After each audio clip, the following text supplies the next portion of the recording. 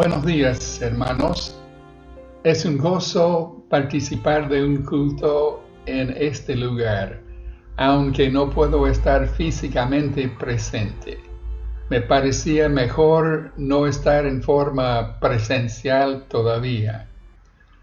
El tema que hemos venido siguiendo en los mensajes recientes durante el año, de hecho, es la vida del discípulo. Y más precisamente en los mensajes más recientes, la obediencia del discípulo. Hoy el tema que me toca tratar es el de la obediencia del discípulo en la conducta sexual. Un tema que me parece nos cuesta tratar con toda la franqueza con que se trata en el Nuevo Testamento. El pasaje bíblico que nos servirá de base es 1 Tesalonicenses capítulo 4, versículos 1 al 8. 1 Tesalonicenses capítulo 4, versículos 1 al 8. Es el punto en la epístola donde el apóstol, siguiendo su costumbre, empieza a decir cómo la vida de alguien que ha aceptado el Evangelio se expresa en su manera de ser, en su conducta diaria. De modo que leemos el pasaje 1 Tesalonicenses capítulo 4, versículos 1 al 8, en la versión de la Nueva Versión Internacional. Escribe Pablo a los tesalonicenses: Por lo demás, hermanos, les pedimos encarecidamente en el nombre del Señor Jesús que sigan progresando en el modo de vivir que agrada a Dios, tal como lo aprendieron de nosotros. De hecho, ya lo están practicando. Ustedes saben cuáles son las instrucciones que les dimos de parte del Señor Jesús. La voluntad de Dios es que seamos santificados, que se aparten de la inmoralidad sexual, que cada uno aprenda a controlar su propio cuerpo de una manera santa y honrosa, sin dejarse llevar por los malos deseos, como hacen los paganos que no conocen a Dios. Que nadie perjudique a su hermano, ni se aproveche de él en este asunto. El Señor castiga todo esto, como ya les hemos dicho y advertido. Dios no nos llamó a la impureza, sino a la santidad. Por tanto, el que rechaza estas instrucciones no rechaza a un hombre, sino a Dios, quien les da a ustedes su Espíritu Santo. Encuentro en este pasaje 6 afirmaciones acerca de la obediencia en la conducta sexual. Y quisiera simplemente exponer en forma simple y clara estas 6 afirmaciones. En primer lugar, Pablo afirma que la obediencia en la conducta sexual tiene su base en un andar que agrada a Dios. En el versículo 1, el apóstol exhorta a los creyentes tesalonicenses a que sigan progresando en el modo de vivir que agrada a Dios. La expresión modo de vivir es la traducción de una frase que literalmente dice modo de andar. El acto de andar es una metáfora frecuente en el Nuevo Testamento para referirse a la conducta del creyente. Andar como figura de la vida cristiana enfatiza su naturaleza cotidiana y el progreso hacia un destino, una meta. Los tesalonicenses deben seguir progresando en un andar que agrada a Dios.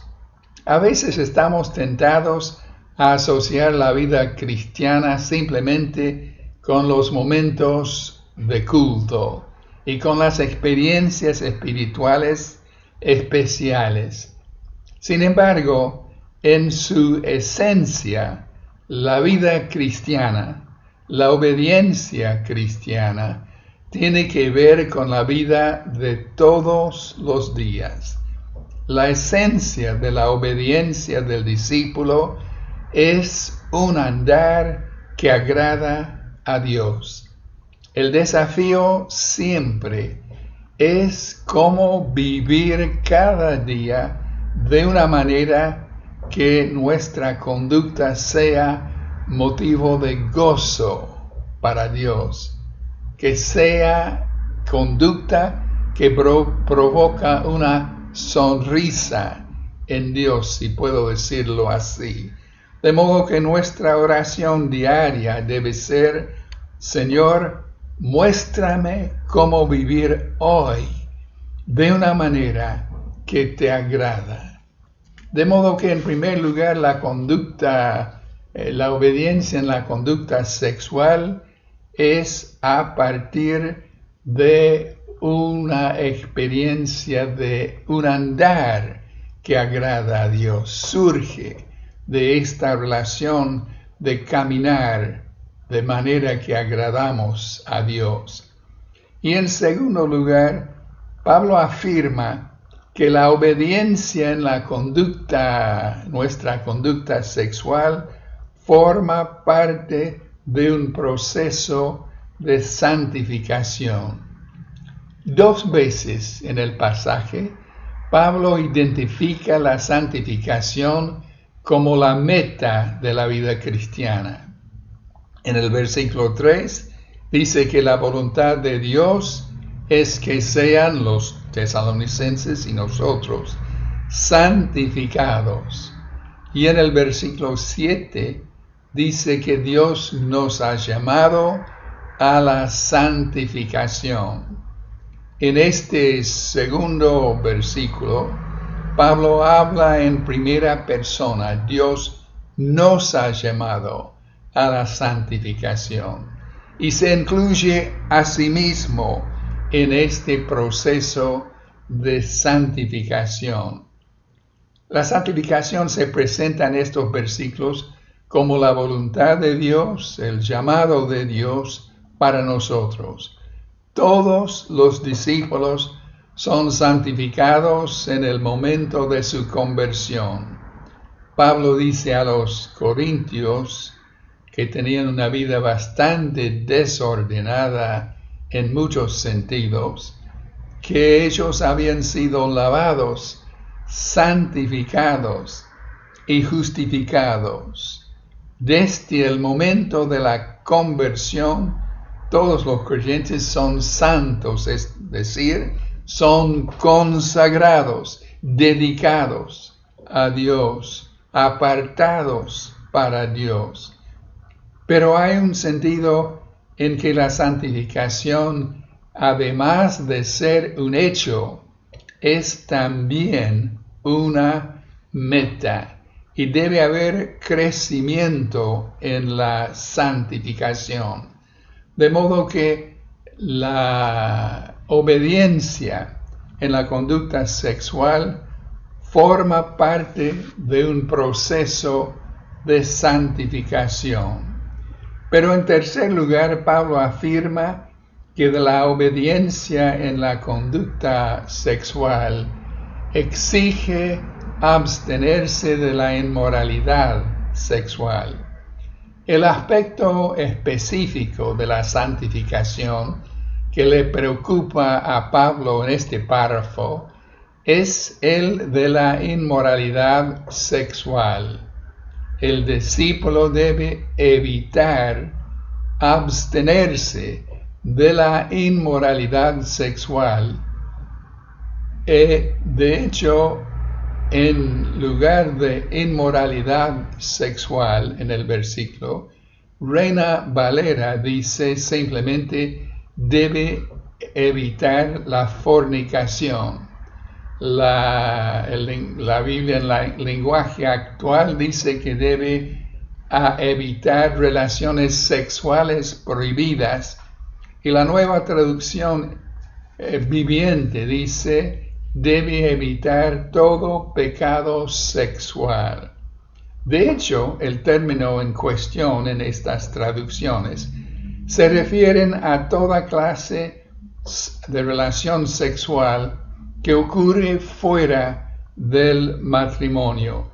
Por un lado, prohíbe relaciones sexuales prematrimoniales y por otro lado, prohíbe el adulterio. Abstenerse de la inmoralidad sexual exige disciplina antes de casarse y fidelidad después de casarse. Llama la atención el hecho de que el primer tema que Pablo toca en esta parte de la carta, que se refiere a la conducta, a la vida del creyente en su expresión diaria, es el aspecto de la inmoralidad sexual. El comentarista Morris señala que el libertinaje era una característica evidente en el Imperio Romano del siglo I y especialmente en Grecia. En el ambiente en el cual se encontraban los cristianos tesalonicenses, generalmente no se daba mayor importancia al pecado de la fornicación. Simplemente se lo aceptaba como parte de la vida normal, tanto más cuando la fornicación ritual, la inmoralidad ritual, integraba el culto rendido a más de una de las deidades paganas. La idolatría promovía en sus cultos la inmoralidad sexual, y había mujeres disponibles en los templos paganos para facilitar estas relaciones sexuales en el contexto de culto. Otro comentarista ha señalado que la época en que nos toca vivir tampoco se destaca por sus elevadas normas morales en cuanto a la inmoralidad sexual. En nuestra propia sociedad semipagana se hace necesario proclamar nuevamente y enérgicamente la necesidad de abstenerse de la inmoralidad sexual. La prevalencia de la pornografía en los medios estimula y provoca la inmoralidad sexual. Uno se pregunta la medida en que el abuso de niños y mujeres se debe a la adicción a la pornografía. Leí un artículo en estos días en el cual los autores señalan que los padres de hoy son los primeros en criar hijos en un mundo tan conectado digitalmente y tan saturado pornográficamente. No es que la pornografía es algo nuevo, sino que nunca ha existido con un acceso tan fácil a la pornografía. Está en todas las pantallas, incluyendo los celulares que llevan nuestros hijos en su mochila o bolsillo. Si nuestros hijos no están accediendo a estas imágenes, es probable que algún amigo les esté mostrándoselas. Además, culturalmente, la pornografía se acepta como normal y es mucho peor y más violento y degradante que en otras épocas. Lo que hoy no se considera pornografía, ayer se consideraba pornografía. No es que nuestros hijos están buscando la pornografía está buscándolos a ellos. Muchos niños están expuestos a esta pornografía antes de llegar a la adolescencia y les hace daño de muchas maneras. Es tan fácil llegar a estar adicto a la pornografía y es tan difícil vencer la adicción. Lo que empezó por curiosidad llega a ser algo que no se puede controlar.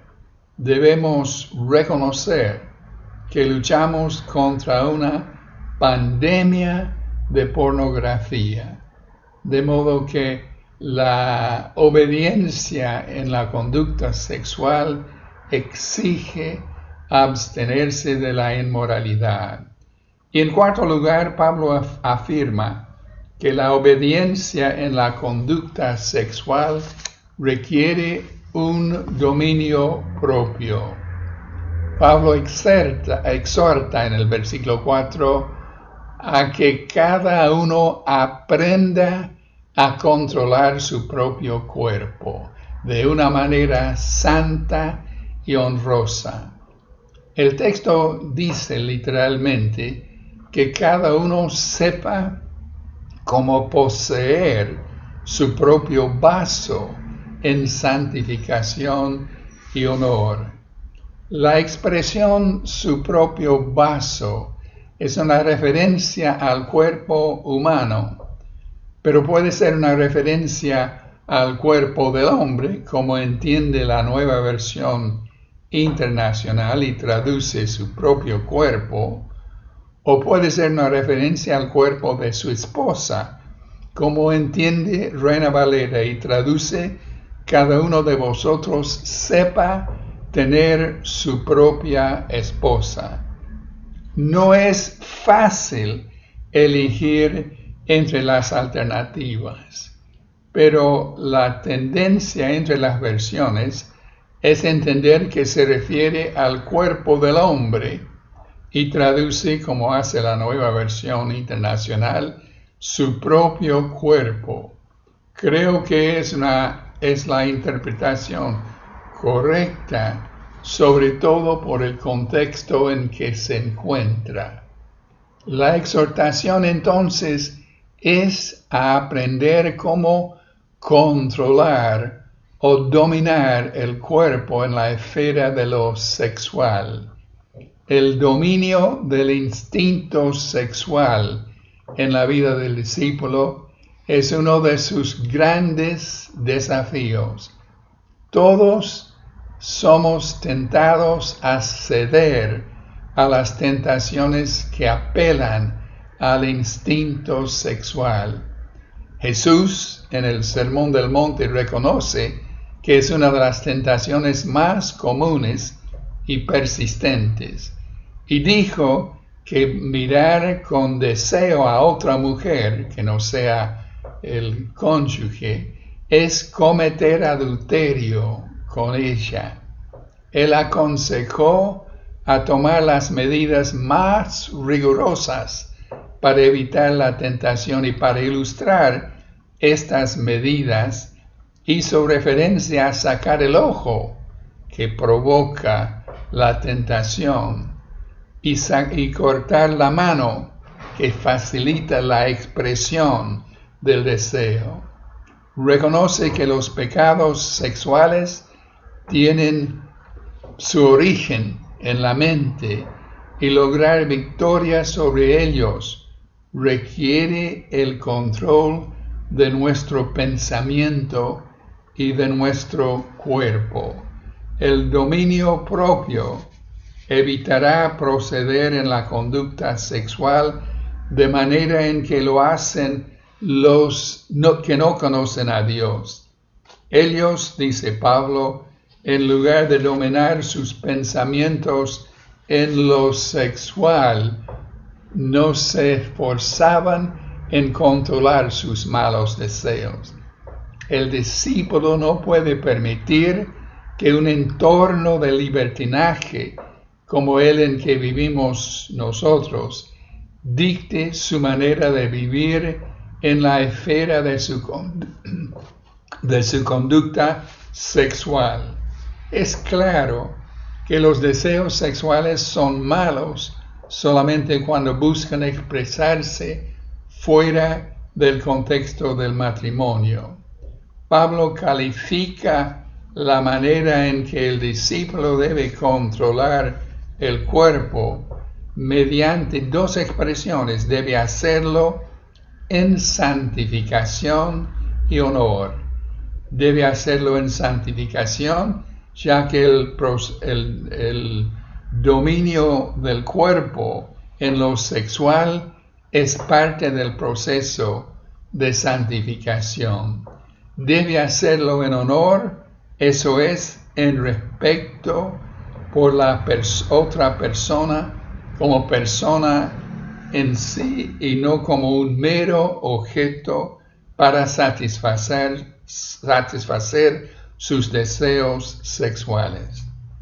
Aunque la exhortación está dirigida al hombre por las circunstancias de vida en el mundo del primer siglo, en las circunstancias actuales de vida en el siglo XXI es igualmente aplicable a las mujeres. De modo que la conducta que agrada a Dios, la obediencia que agrada a Dios en la conducta sexual requiere un dominio propio estricto. Pero en quinto lugar, Pablo afirma que la obediencia en la conducta sexual reconoce sus consecuencias en la vida de los otros afectados, de las otras personas afectadas. En el versículo 6, Pablo dice que nadie perjudique a su hermano ni se aproveche de él en este asunto. La inmoralidad sexual es un pecado en el cual la persona solamente piensa en sí misma, en cómo satisfacer sus deseos personales. No piensa en el efecto en la vida de las otras personas involucradas. Ha dejado de lado el principio enunciado por Pablo que dice que el amor no hace mal al prójimo. El creyente no debe ser culpable de perjudicar su matrimonio y su familia mediante el adulterio, ni el matrimonio y familia de la otra persona. Relaciones sexuales prematrimoniales también tienen consecuencias perjudiciales en el matrimonio futuro de las personas involucradas. Son estas consecuencias en la vida de los demás que explican la advertencia tan severa. El Señor castiga todo esto, como ya les hemos dicho y advertido. Y en sexto lugar, Pablo afirma que la obediencia en las relaciones sexuales depende de la obra santificadora del Espíritu Santo. Por tanto, dice Pablo en versículo 8, el que rechaza estas instrucciones no rechaza a un hombre, sino a Dios, quien les da a ustedes su Espíritu Santo.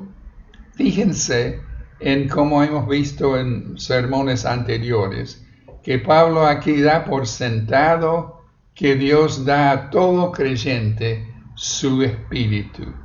En relación con la santificación, Pablo y Pedro ambos usan la expresión por la santificación del Espíritu, es decir, la santificación que produce el Espíritu. La Nueva Versión Internacional traduce la frase la obra santificadora del Espíritu.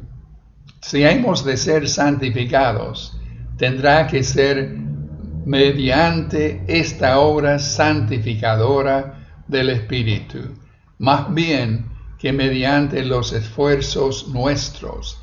Si estamos luchando con la tentación en la esfera de la conducta sexual, sepamos que hay alguien que quiere darnos victoria en la lucha, y es el Espíritu de Dios. En la doxología con que termina 1 Tesalonicenses, el apóstol pronuncia una bendición sobre la vida de los tesalonicenses. Y yo quisiera en esta mañana que esta bendición fuera sobre la vida de cada uno de nosotros. Dice Pablo, que Dios mismo, el Dios de paz, los santifique por completo y conserve todo su ser, espíritu, alma y cuerpo, irreprochable para la venida de nuestro Señor Jesucristo. El que los llama es fiel y así lo hará. Esta bendición reconoce que la santificación es obra de Dios. Él es quien santifica. Reconoce que la santificación debe abarcar todas las esferas de nuestra vida: pensamientos, deseos, instintos, imaginación, voluntad. Reconoce que la santificación es asegurada por la fidelidad de Dios que nos ha llamado. Conociendo nuestra propia naturaleza pecaminosa y la realidad de un mundo saturado de pornografía, el deseo de ser obediente en la esfera de nuestra conducta sexual puede parecer imposible. Sin embargo, Dios nos asegura victoria cuando aprovechamos los recursos de nuestra fe y la asistencia del Espíritu. Él es fiel. Él es quien asegura la santificación en nuestra vida.